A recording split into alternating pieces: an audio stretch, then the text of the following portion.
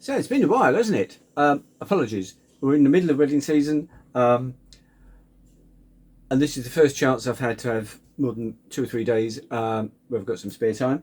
And there's been something I wanted to talk about for a couple of weeks now. So let me go through that. And very briefly, what it is, it's about how to use your Z camera, your mirrorless camera, as a DSLR.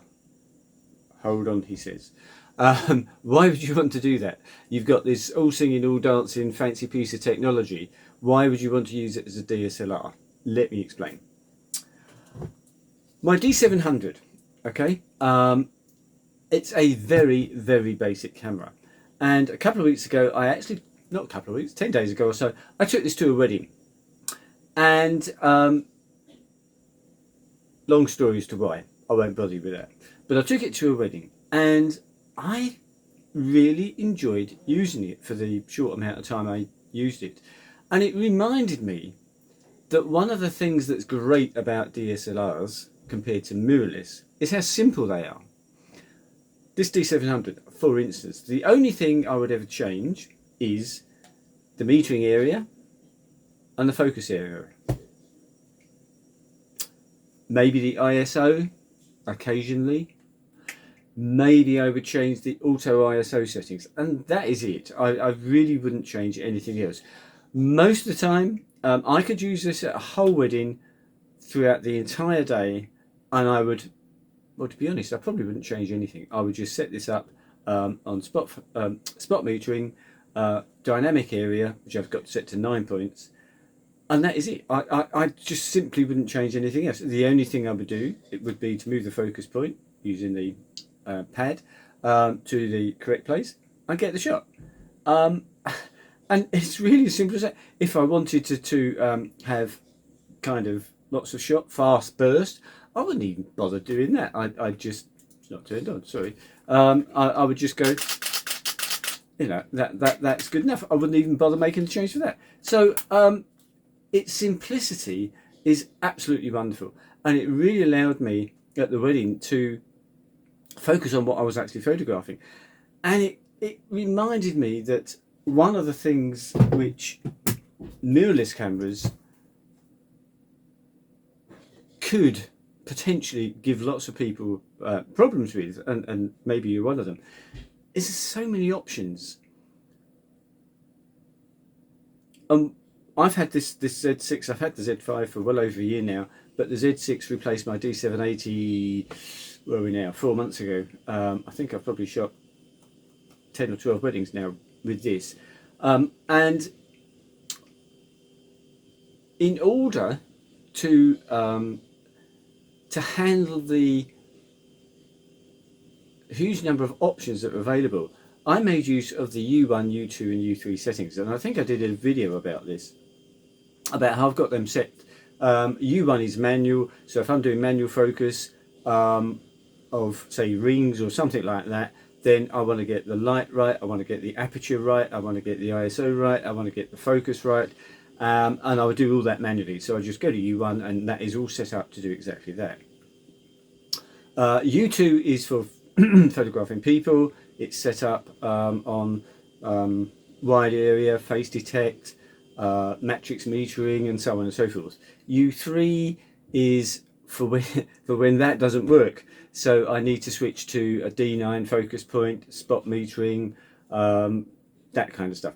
And that's what I used for quite a few weddings. However, since using the D700 and being reminded of just how great and simple DSLRs are compared to mirrorless, I wanted to try and find a way of using this in as simpler a way as I can use the D700, because that then allows me to think more about what's happening in front of me rather than the camera, and that may be something that you would find useful too. So what I want to do is run through the settings that I've got this now set to, and how I use it, and how, in fact, for the last 3 or 4 weddings, I've used what I'm going to explain today and it's really allowed me to take another step forward in my wedding photography. I say step forward, probably actually a step back to about 3 years ago when I used DSLRs for my weddings. I've gone back to those days because life was simpler then. We didn't have to worry about all these complex things that really have very little effect on the actual photograph you're taking. But I've also incorporated some of the things that mirrorless cameras are great for. So what I'm going to do is stick this on a tripod, put the camera just behind the camera, and we'll go through the settings that I now use and how I use this camera for weddings. And why would you bother with that? Well, because mainly you've maybe photographed wildlife or pets or something like that. So unless that is your full-time job and that is all you ever do, you may find that you sometimes photographing dogs and pets, and other times you're out photographing landscapes and various different types of photography. And if you can just do something to the camera to quickly switch from one to the other, then you haven't got to go through the whole rigmarole of thinking, now what did I do 3 weeks ago when I used this for landscape? How do I have it set? You can just use this and pretty much do anything, because on a wedding day I will photograph products, people moving, portraits, action, the whole lot. I'll use it in natural light, I'll use it with flash. And as I say, very few changes that I now need to make to this. Let's take a look. Okay, so in no particular order, let me run through a few of the things. First of all, battery life. One of the big differences between mirrorless and DSLRs is the length of time that batteries last. Now, I'm not sure what the actual Nikon rating for the Z6 II is. It's probably, I'm guessing, about 450 shots. But I did a wedding yesterday, and on one battery, I'm just trying to check the number, I think it was 980 shots I got, and the battery still wasn't out. So let me tell you how I get the battery to last a heck of a lot longer. There's a couple of things I've done which seem to make the battery last a lot longer. First thing is silent photography. I've turned that on. Now this really isn't to save battery life, but I think has an effect on improving battery life. I use it because I'm at a wedding. I want to be inconspicuous. I don't want to be clanking away with the shutter if I can avoid it. Plus it means I'm not wearing the camera out, guys. I can sit there and I can go for every shot that I want to take, and I can then get 5 or 6 options, and one of those options everyone's going to have their eyes open, or someone's going to be smiling, or giving someone that particular look that just makes that particular photo the one I want to keep, rather than just doing one shot and hoping that I've managed to get everyone with their eyes open or someone smiling, whatever. So it just gives me more options. And actually, fact that my single is normally on 5 frames a second, so I can just not every time, but I've got the option, if I just want to hold the shutter down, I can just bang off shots, and it's not racking up shots on the camera, on the shutter. Now, as I say, it does also seem to save battery life. One of the reasons that some people say not to use silent photography is because you get banding. Now, I'm indoors and we're in natural light here, so this isn't really going to help. If I show you what we've just shot, there won't be any banding, of course, because we're in natural light. But I've used this, as I say, at 4 weddings using this feature, using silent, and I've not had a single shot where I've had any banding. Now, sometimes if you look at the rear screen or through the viewfinder, when you're taking the shot in fluorescent light, you do have some bands.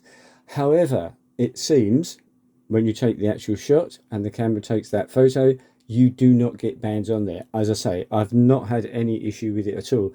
When I did the same thing on the Sony, the a7 III, there was one entire wedding ceremony where I had banding on every single photo. So I am very conscious of that it can be a problem, but as I say, it doesn't seem to be a problem. So that seemed to save some battery life. I've actually got the the timers set to 10 seconds on playback, a minute on the menus, 4 seconds image review should be enough, and the standby timer at 30 seconds. I actually thought I changed that to a minute, but there we go. Let's change that to a minute. So I don't want the camera keep turning off. One of the things that a DSLR does is it comes on instantly. So I want this to be available instantly, which means it needs to be on, which should use more battery life, but I haven't found that particularly affects battery life. But one thing I do is turn off the rear screen. So with the rear screen off, that seems to enormously improve battery life. And obviously on a DSLR, you're not using live view. You're just shooting through the viewfinder. If you want to review the image, you can do so through the viewfinder. And I actually find this really, really useful because I wear glasses, reading glasses. I normally don't wear glasses for actually doing photography. So I can do everything through the viewfinder. I can look at the photos, and whereas if I used the rear screen to look at my photos, I've got to put my glasses on before I can see them. So for me, it's a really convenient way of using the camera, and it really does seem to save battery life. So back to, I'll obviously turn the rear screen on again now. Back to the setting that I'm now using. So we've just gone to aperture priority. And I think if we look at the information display, we can see a lot of the settings I've got here. I've actually got it set to 3 frames a second. I find that's enough. Now, the area mode I use, and this is interesting, is we've got wide area. Now, on the Z6 II, wide area includes face detect. It doesn't on the Z5, but it does on the Z6 II, Z7 II, Z9. I have no idea. I'm not sure about the Z6 and the Z7, but anyway, for me, this is my main focus mode because I'm shooting people mainly. And what this does is if someone is within that box, which I can move around the screen, then it will use face and eye detect to pick up that person. And that box is small enough to most of the time only include one person. So if I've got a group of people, I can move it to wherever I want to amongst that group of people and probably only pick up one face. If not, then I can change focus modes as quickly on this as I could on my D700. Now, Nikon DSLRs, you press the button to the side of the lens and you can scroll between focus modes and focus areas. You haven't got that button on the Z cameras. So what I've done is I've made, I can't show you, it's around the front there, you've got the function 1 and function 2 buttons. The lower of those 2 buttons, I've now got, so if you notice up the top here, we're changing the colour of the, oops. Another thing I turn off, sorry, is the touchscreen. But if you've got live view turned off, you don't get a problem with it moving the focus points anyway, which was another issue I had when I have the rear screen working.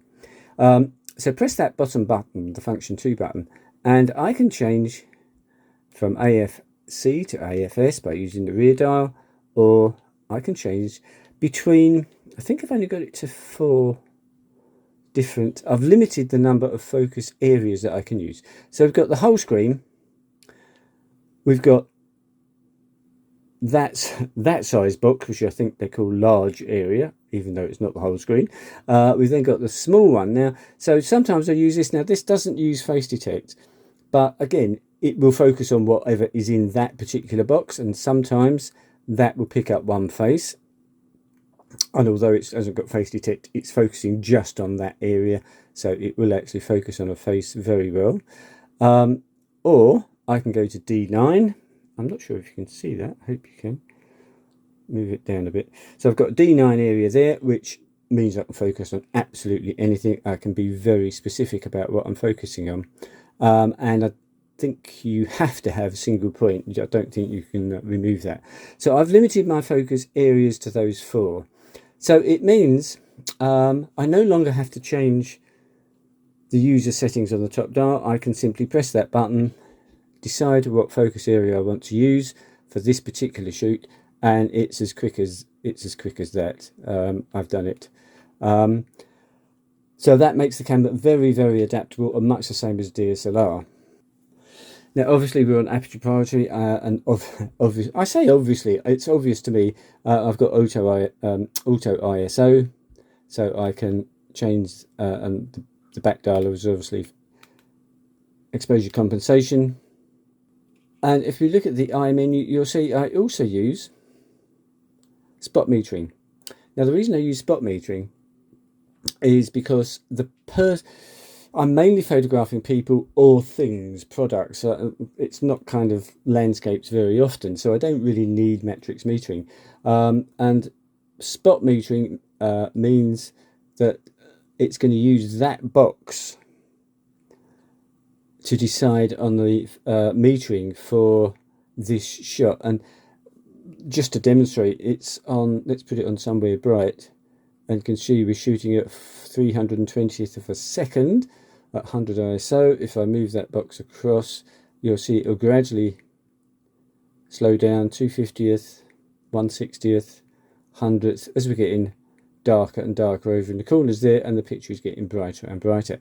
So that's what I want the exposure to be correct for whatever it is I'm focused on, and that box is what I'm focused on, so that's what I want to expose for. And I found that, well, I found that in 4 weddings I haven't needed to change from spot metering. If I'm in a slightly strange situation, then and I just look at the shot through the viewfinder and I think, no, that's a bit dark, or we've got some highlights which I'd really like to preserve the highlights, so I'm willing to have the shadows a bit darker than they really should be, then I can use the focus, the exposure compensation to just go up or down, probably a stop each way, to get the actual exposure that I want. Now, having said all of that, there are some times when I do use the user presets, mainly for the manual focus.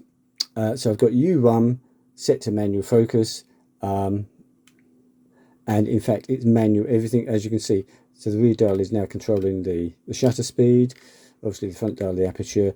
I've still got auto ISO, so I don't have to worry about actually getting spot on correct exposure. But if I've just moved the focus box over to the pattern on the on the whiteboard there, the top function 1 button is now my magnifier, and I can, if I can get to it because I've got the lens hood on, that's a bit awkward. We've got focus peaking turned on.